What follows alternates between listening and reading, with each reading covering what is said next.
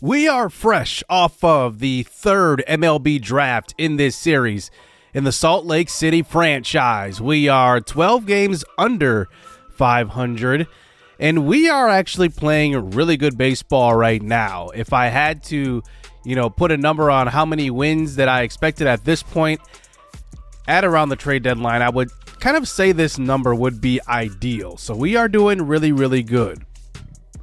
Now, we are coming off of an episode where we made a couple of trades after the All-Star break, and we acquired Fritz De La Cruz, a first baseman, for Walker Buehler, and also made a small minor league trade as well. And here is what the trade did look like. One thing about this deal, I wanted to make sure that I am fair in the trade. And also, Walker Buehler's making $7.3 million. He's going to be a free agent. He's going to be a rental. So I really thought that Fritz De La Cruz was a really good return. And I thought that he could have the potential to be, maybe a first baseman of the future. And that's a big reason why I took the risk on him. He is 21 years old. And I think that he has a bright future ahead of him. But that is the big story coming into, the trade deadline. Walker Buehler is the first domino to fall at the deadline. Could there be more? So we get to play with the 21-year-old first baseman, Fritz De La Cruz, here in his first ABs here with the Salt Lake City Swarm. Facing Reese Olson at home and versus the Detroit Tigers, just trying to manufacture some runs this year, and that's a good start to the career of Fritz De La Cruz. That will get all the way to the wall, and it looks like De La Cruz is good with a double in his first AB here with the Swarm. Now, one thing about this team is that we have been improving every single year, and I want to continue to really build this team around young players like Fritz De La Cruz that can hit the ball. Offense is something that we are struggling with right now here in season number 3, and Fritz De La Cruz could help that. Hitting .264 on the year, gets another pitch down the middle, but this one's hit sharply and will be caught in left field. It's 2 good at-bats here for Fritz De La Cruz in his debut. That average at .263 now after that out, 1 for 2 today in today's game. And one thing I want to see with, a lot of these young players in this organization is natural progression. I want to see the fact that, you are hitting a certain average in season 1. That average goes up with each season that we go through. And, I think these guys that in the draft, especially in first year's draft, they're probably close to MLB level talent already. Here's a deep shot to the right field. That one's caught. But I do like to go after guys like this, and that's why I thought Fritz De La Cruz was a good trade or a good haul for Walker Buehler. A nice straight-up trade for us, but I think he's got a bright future with us. Now we move on to the bottom of the 9th inning, and Ben Rice is here at the plate. Now he has 22 home runs at the All-Star break, and I think that the thing that I need with him is the consistency. But here, a clutch situation for Ben Rice could possibly be our first baseman of the future. This one's hit to third base, and it's going to be a ground out, and we will lose the opening game of this episode. But, I did want to see another young hitter in this lineup. Got to see him. We'll see what type of future he does end up having. But 1 for 4 in his debut here with the Swarm is Fritz De La Cruz. And now we move on after the draft. And we do start to sign our draft picks, so I don't think I've ever had any problems with signing draft picks in MLB The Show. They kind of made it, anticlimactic a little bit. I've never been down to the wire and could not sign a player. I've always signed all of my draft picks. So now we move on here to another debut. It's Roosevelt Matson is here at the AAA level. Now, he was hitting in the upper 290s and then dropped down a little bit to the lower 290s as well. So he's been a pretty good player this season. And one thing I want to make sure to emphasize here in this franchise is that you do need depth players as well. Not every trade is going to be, a part of the rebuild, a part of the championship team eventually. You do have to kind of build up that depth as well. So we will get through a string of games here going towards the mid to end of the month of July.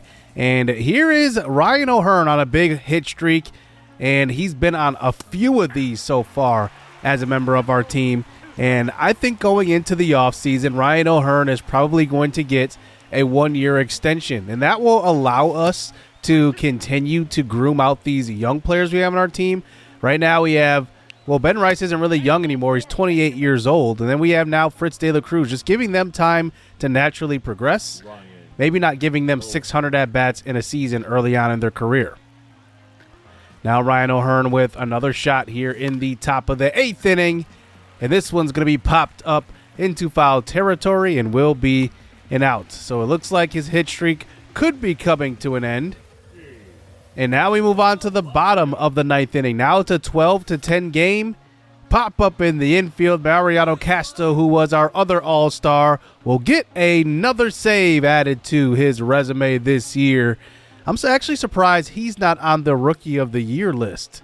But we do end up winning this game. Look at Terrance Madlock. He has been on fire lately. 4 for 4, 2 home runs, 6 RBIs. That is just crazy, seeing that he is now, at the top of the Rookie of the Year list. And look who's crept up there as well. Justin Thompson Jr. is number 3, as Madlock is really locked in at this point of the year. His OPS continues to go up. He continues to slug better throughout the season. And too bad he got off to that slow start. I think his average would have been a bit higher at this point if he would have, started out a little faster than what he did. But right now he's doing great. Justin Thompson Jr. is filled in nicely. Now he's a young catcher that I really do like here at the MLB level. And I'm going to let him kind of play it out this year. Let him develop and see what he does at the end of the year. But here is Madlock. And he is just such a fun player to play with. Every time you're at the plate, it feels like he's going to hit it to the gap or hit a home run. Like, though his swings are just so smooth and sweet. But here in the top of the 9th inning, here is Ben Rice up once again. So this is the second game in this episode where he gets an opportunity to possibly go ahead here. This time he hits this one deep to right center field. This gets to the gap. It scores 1 to tie it up, and it will score 2. And we have taken the lead in the top of the 9th inning off of the bat of Ben Rice. And like I said, these young players here for this Swarm team, we're going to really have to develop them. And I think that Ben Rice, still at 28 years old, is considered young as far as MLB years go. And I think that he's a guy that probably will be a part of our future, but I think we just need to figure out his role. But we do end up picking up the victory here and getting a nice win on the road and a nice comeback win as well, as Ben Rice does not hit the technically walk-off, but the go-ahead runs in the 9th inning come off of his bat. So now we get to the end of the month of July, and teams are starting to call around. We've had a couple of teams that we've thought about trading some of our veterans to, but we are only 10 games under 500. We are still competing, so I don't want to necessarily trade off players that are performing well, but we do get a victory here. Our 49th win of this season, as you could just see right here. Terrance Madlock goes 2 for 4, continues to hit well, and Esteban Calzado went 7 innings, and Calzado has been progressing a little slower than what I've liked, but he is still pitching pretty good so far in his rookie year. Now we get into a situation where we are down by 1 in the top of the 9th, and we're in Minnesota here to complete the sweep, possibly if we come back in this one. Dane Myers at the plate, but he swings and misses at that one, as that brings up Oswald Peraza here in the 9th inning, 1 out, as he has been not hitting great this year, hitting below 200. But in a clutch situation here, hits this one to the gap, and it makes it to the wall. And with decent speed, we will try to score from first base. No throw. And we end up tying this ball game up off of a bat that has pretty much been non-existent this year with Oswald Peraza. As you've noticed, I haven't talked about him much because he hasn't been doing much.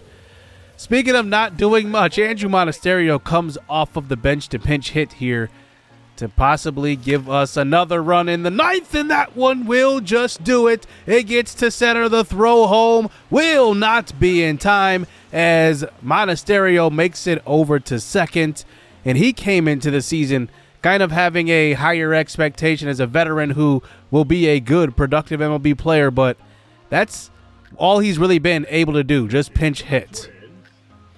So now the Twins go to their bullpen, and they bring in Ryan Stanek. Now, interesting here in the 9th inning, as we've seen clutch hit after clutch hit from Justin Thompson Jr.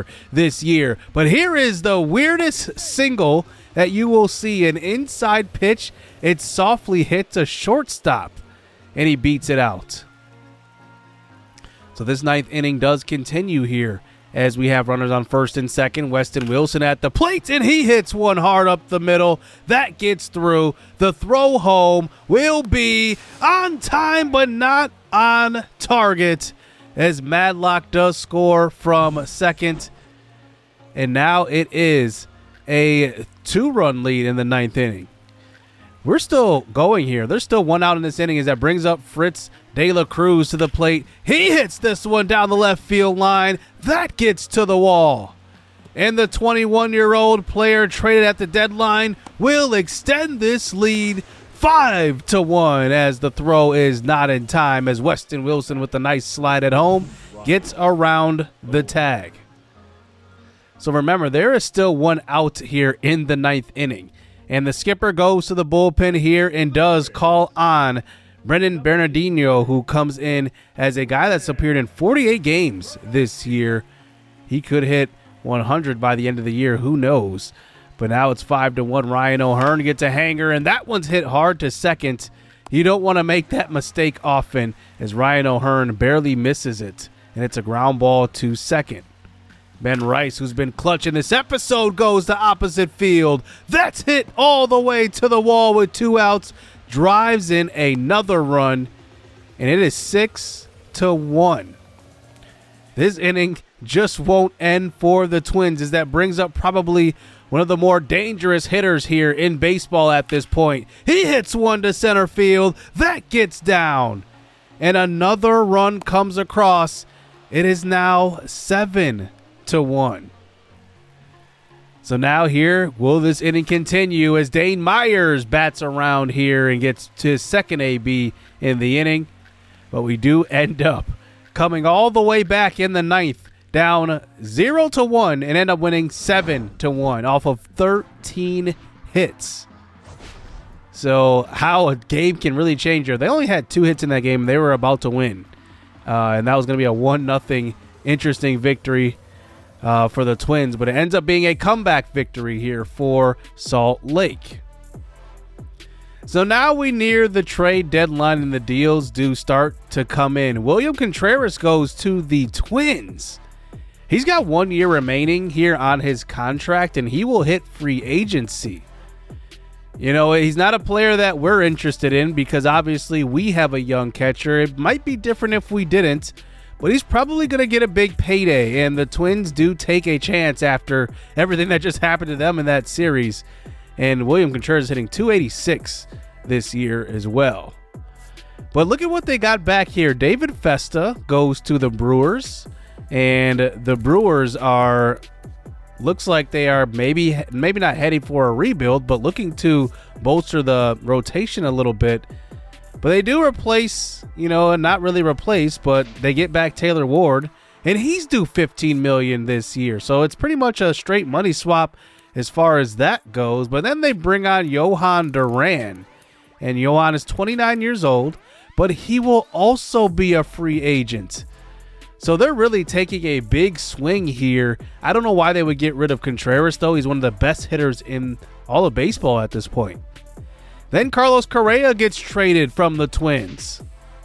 I have no idea what's going on in Minnesota, but they trade a big contract, get a big contract back for a half a season, and then they trade for Carlos Correa.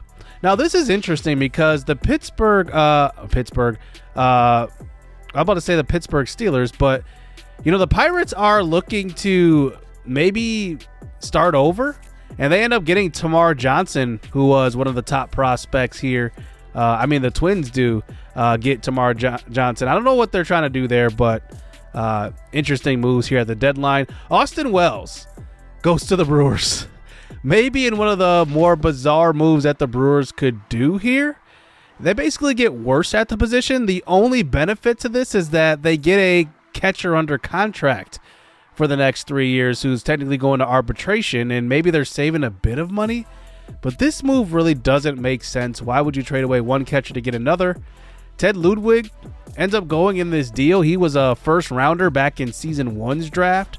So he will go over to the Yankees along with Jefferson Quero. So I don't know what the Brewers are doing there. I mean, they trade 2 big prospects of theirs to just replace their catcher. Royce Lewis goes to the Cubs. And the Twins continue to make deals here at the deadline. And I can't really tell exactly what they're doing. But they do get Willie Colon back, who was, I remember, a first-round selection back in season 1's draft. So maybe they are trying to build around Contreras and then put some prospects around him. Brenton Doyle goes from the Giants to the Rockies, and he is not a very good offensive player in MLB The Show, and he hasn't won a Gold Glove since he won in real life in 2024. And then the Rockies end up getting Freddie Parson, a center fielder. Pretty interesting. They trade a center field prospect for their starting center fielder, but he is a potential, so maybe they're really trying to start over. But we'll see. Now we go into the month of August, and this is the time to reveal our draft picks ratings. So Bob Engel, first on our scouts board, and we draft him number 5.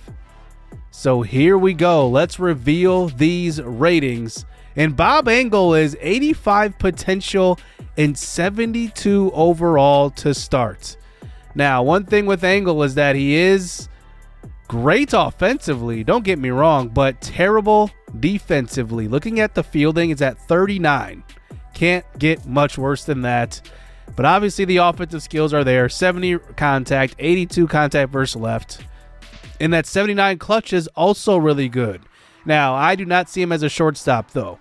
So shortstop of the future is still in flux here. But I think we found maybe a second baseman of the future with Bob Engel. And a pretty good start to our draft here. I thought this was a pretty good pick. And we'll look at other teams and what they did in the draft in a second. But I think I'm really happy with Engel. The power first left also has some upside. And I didn't really expect that when I drafted him. I thought he was just going to be a high contact offensive get on base type of guy. Eddie Rodriguez was our second round pick. Actually, our third round pick, our second pick in the draft. Now, he was 19, and our scouts ended up discovering him, and then he went up to number 4 ranked in our scouts list, and he ends up being really good. Velocity is high. Hits per 9 is pretty good to start out. And walks per 9 will need help, but I do like this as a starting base, especially as a 19-year-old. I mean, you can go very, very far in the show if you are young and have a high potential and you start out with a pretty high floor. Freddie Gunter was our 4th round pick. Now, I chose him mostly because of his high potential. His potential at the time was between 87 and 92. Ends up being 89 potential. Now, looking at his speed, it's pretty good. That can develop. 88 potentially is. And I think that that's a good pick. Now, what I like to do late in these drafts is draft guys like Dustin Davis. And Davis ends up coming in very good power versus left, actually. A very defensive-oriented outfielder. Comes in with deep potential, obviously, but at 71 overall, we will be able to have a high floor guy. So this is a guy that we can probably have as MLB depth. And he actually can run pretty well. He can steal at an 88. I think this is actually a decent pick here as we get late in the draft. I will adjust his potential to match his overall since it's lower. And then finally, we took a chance on Javier Mora. Now, he has decent contact ratings to start out, but that's about it. When you have guys that start out with such a low overall, they pretty much will never hit the MLB. Now, Rich Ozuna was drafted number 1. 8 potential, 90 exactly, 71 overall. He looks really good. Contact is great. You know, his fielding is definitely great. And that's a very good number 1 overall draft pick in my opinion. And the Rockies, as you just saw, traded Brenton Doyle, so they're definitely restarting there in the outfield. Rich Ozuna could play second base and the outfield. Eric Ullman was a guy I was considering. He looks pretty decent at high B potential. Sean Breeding ends up being 85 overall coming out of college. Wow. That is pretty crazy.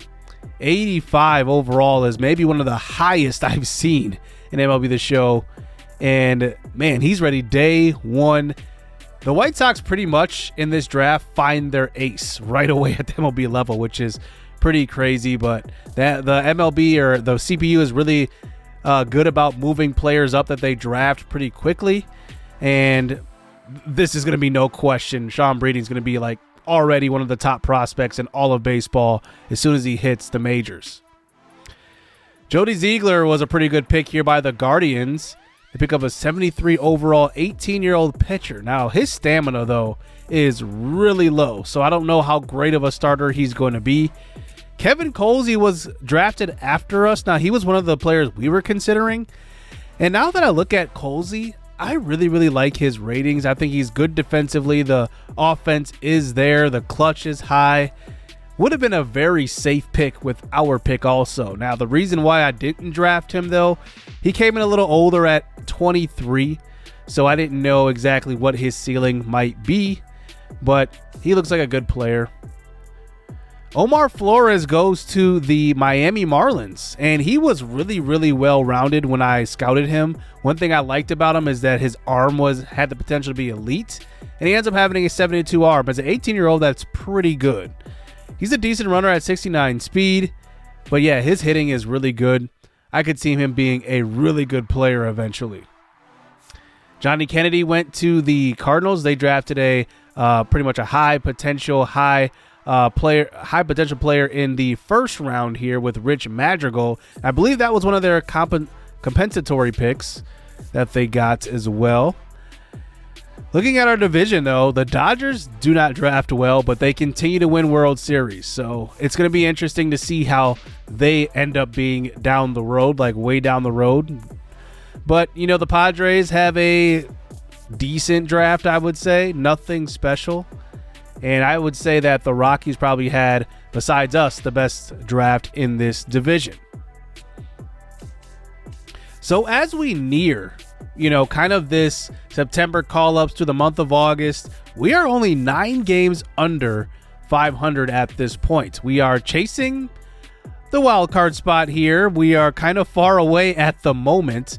But one thing that I set out here in this season was to finish third in the division, and that is the most important to me. Just show that progress. Terrance Madlock looks like he's going to lock up Rookie of the Year. He's hitting tremendously. Now, if you look at his overall, it's up to 79. So not only has he played well enough to be first in Rookie of the Year, he's outperforming his potential. His potential rating is 78. But his overall is 79. He's already gone above that, which is interesting. I wonder if because that has happened, his potential will just naturally go up at some point. I guess we'll have to really monitor that. But he's been hitting great. You know, there's other guys that I really want to build this team around in the future. Oliver Gonzalez is definitely a part of that. You know, he's 18 years old. I don't have plans to move him up at all. I just want him to keep progressing the way he is. He's hitting the ball great. And I think that, you know, hitting 315 at AA, that will translate well to AAA. I expect that maybe to be a little lower, but he looks kind of MLB ready like right now, to be honest with you. But I don't have plans to move him up. I don't want to hurt his development at all. But as we get into the month of August, you know, I do want to be competitive. And one thing that I want to emphasize is that we are still rebuilding. But if we end up making a run and end up being close to the wild card chase, I'm going to take advantage of that opportunity. I'm not just going to, you know, sit back and trade my good players. I still want to be competitive while also, you know, developing our young guys in the organization as well. And, you know, one thing I wanted to do going in from season 2 to season 3 is really improve the offense. And that's where, you know, I really thought we lacked. And as you can see, Terrance Madlock has been helping out the offense quite a bit. The average is high. The home runs are tied for 10th in the last 8 games. And I think that this team is onto something around these young players. Esteban Calzado, our number 1 pick in this series, has the start today. He will face Carlos Rodon. And we'll see if we can make a little bit of a run here going into the month of August. Facing Aaron Judge here in the first inning. This one's hit hard to short. Knocked down by Keeper Rodriguez, and he cannot make the play at second base. Rodriguez is more of a defensive shortstop. I haven't been very pleased with his offense at all, and that's really why he's playing at this point. But here is Rowdy Tellez, though, who comes up and hits a chopper to first. That one will be inning-ending double play. So here is the Rookie of the Year, Terrance Madlock, up in the bottom of the 4th inning. This one's hit deep to right center field, all the way off of the warning track and off of the wall. And Madlock is just on fire at this point. I mean, he is just drilling the ball every time he's up. Fritz De La Cruz up to the plate. He's going to be hitting around that 5-6 spot in the lineup. But this time he gets all of this slider over the middle. That's deep and gone. 419 to right field for Fritz De La Cruz. I'm very excited for his future with Salt Lake City. 2-0 here at home for your Swarm. And I just love the way he swings. It just feels sweet. The fans are not there tonight here in the stands. Even when the Yankees are in town, it's 2-0 as Fritz does hit this one to left field to start the bottom of the 6th with 1 out. And now we have runners on first and second. 1 out for Luis Lara, who comes to the plate now as runners do advance, and he hits this one up the middle. That one will get through. It scores 1, and it might score a second, and it does. And Luis Lara makes it to second, and he makes it a 4-0 game. And Luis Lara is interesting. Such a young player, still at 22 years old, and he does have some clutch gene in him. Andrew Monasterio now in the bottom of the 8th inning hits this one to right field. That one will score 1 and adds an extra run of insurance here late. But now Monasterio is starting to come off the bench, hitting the ball well. So Mariano Castro comes in here in the top of the 9th inning. Here is a fly ball to Lara playing in right. And we will win this game off of that. And a good offensive outing here as we do end up scoring some situational runs. And it's a good victory here as we make our potential run at one of these wild card spots. Not saying it will happen, but I do want to at least try here. And Esteban Calzado, it's the progression you want to see. He gets the win today, and as he just keeps piling up these wins, he's going to progress up to potentially 80 overall this year. So we're getting through the month of August here as now we run up against the Yankees in the top of the 8th inning. We end up just simulating and getting the win. So pretty good here to start the month of August. We do split here at the top of the month. But now we start the next series versus the San Diego Padres. And now we have Fritz De La Cruz to the plate. A clutch situation. Runners on first and second here. Outside slider. And a chance for Fritz De La Cruz to give us the lead here. And he hits it through the infield. We're going to send the runner from second. The throw is a good one home, but not in time. As Madlock scores from second. And it's a 1-1 ball game here in the 4th inning. Fritz De La Cruz does a good job of hitting the ball to opposite field. I've noticed that already about him. Here's Dane Myers to the plate now. He hits one well up the middle. That gets through. The throw home will be in time, but O'Hearn has the speed to make it all the way from second. And now it is a 2-1 lead here in the 4th inning. As you can see in these episodes, we do have some big inning potential with this lineup. As here is Keeper Rodriguez. Hits one deep to center field. That one is gone. Where has that been all season long? but he does hit the 3-run shot to the deepest part of the ballpark at that. But Rodriguez is just too bad offensively and not consistent whatsoever. He's more of a defensive shortstop, so that's probably not going to happen too often. Here's Terrance Madlock literally getting the Barry Bonds treatment here, walking them with 2 outs in the top of the 7th. It's a tie ball game, but I'm surprised they did that, as that brings up Weston Wilson, who's hitting around what he's historically hit here with the Swarm in this series, hitting about 245, and just been a solid player at third, not a bad player, not a great player. So now he gets it to a 1-2 count, and he's ahead of that slider for a swinging strike 3. As we move on to the top of the 10th inning, we're into extras now. Ryan O'Hearn to the plate now, hits 1 to left field. That does get down. The throw to the plate will score the runner, as Ryan O'Hearn comes through in the clutch here in extras. And this game just keeps going on. Bottom of the 10th inning now. Here is Azario to the plate facing Mariano Casto, and we do get the win in this one. And those situations do make me nervous with Casto, because while he does have pretty good save numbers, that's his 31st of the year. Every time we've pitched with him, teams have hit him pretty good. So I'm glad he does pretty good in sim, and it's okay, because those are the ones we simulate the most, the ones we don't play. And we do get the victory in that game. So now we enter the top of the 9th inning, and once again, they give us this clutch situation with Fritz De La Cruz again, and he just comes through with another hit to opposite field.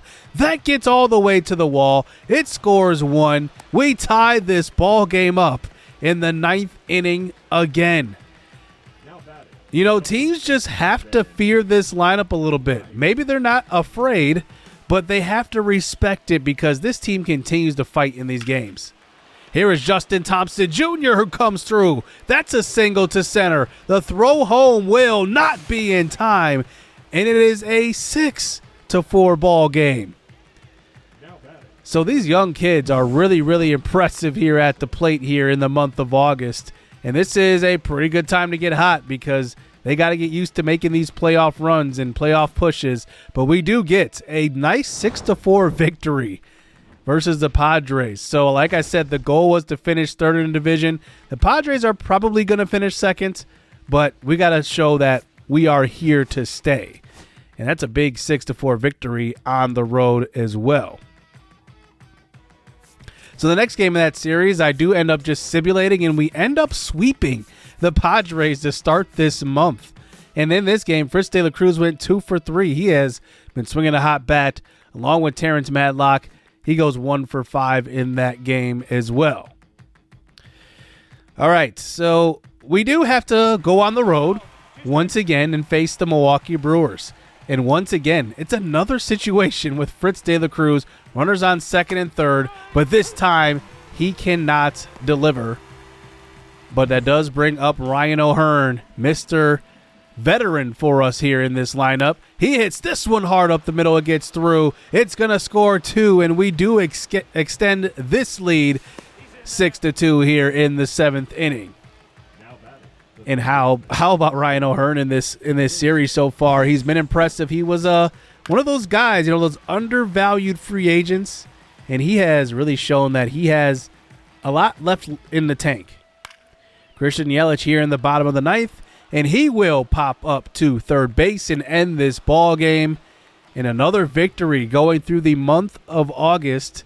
And I think Salt Lake is on to something here. We're getting these road victories, and we're winning it with our offense as well. 11 hits in this one. As once again, our fielding, though, is terrible. 2 errors. So we get past that Milwaukee series, and we do end up dropping 2 of 3. But now we get into the San Diego series at home, and we end up losing 3 straight before this final game here. Bottom of the 9th inning, 2 outs. Ryan O'Hearn with an opportunity to send this episode off with a win, as he fouls that one off. And as that bat continues, he gets a hanger over the middle, and Ryan O'Hearn maybe got a little too excited seeing that off-speed pitch. As this at-bat does continue here, a 1-2 pitch. Another off-speed pitch, but this one is hit to center field in another extra inning game with the Padres. So we move on to the bottom of the 10th inning. Now it's a 5-4 game. Ben Rice, who's been clutch so far this season, will swing at a terrible pitch in the dirt. And now it comes down to this. Justin Thompson Jr., he's had walk-offs already this season. And we're letting him play it out here towards the end of the year. And he is way ahead of that splitter, getting fooled at that one. And here's Estrada now, inside pitch. And that hits him on the back. So these games just won't end. Weston Wilson now with an opportunity to tie this ball game up here in the bottom of the 10th inning. 2-2 pitch, and 98-mile-an-hour will blow by the swing of Wilson. And we do end up losing this game 5-4. It continues this weird losing streak we're on right at this point, where we're doing pretty well. We swept the Padres on the road, and they come on the road and sweep us. So after, this kind of weird stretch of games, we are currently 10 games under 500 at 57-67. The Diamondbacks are, for some reason, having a bad season. I definitely didn't expect them to be this bad. They are 7 games behind us. And we are right now, obviously, not one of the worst teams in the NL wild card, but we are actually kind of close to a wild card spot potentially. If we make it to 500, we could make a little run at this last wild card spot. I'd be interested to see what this team's got in the tank. But the story here to end season 3, more than likely, is going to be Terrance Madlock locking up that rookie of the year. Man, he's hitting 286. He is just incredible as a rookie. So that will do it here in this episode, as we will complete season 3 next episode. But I appreciate the support in this series and this season. Hit subscribe, hit that like button. Stay tuned. Let's get it. Let's go.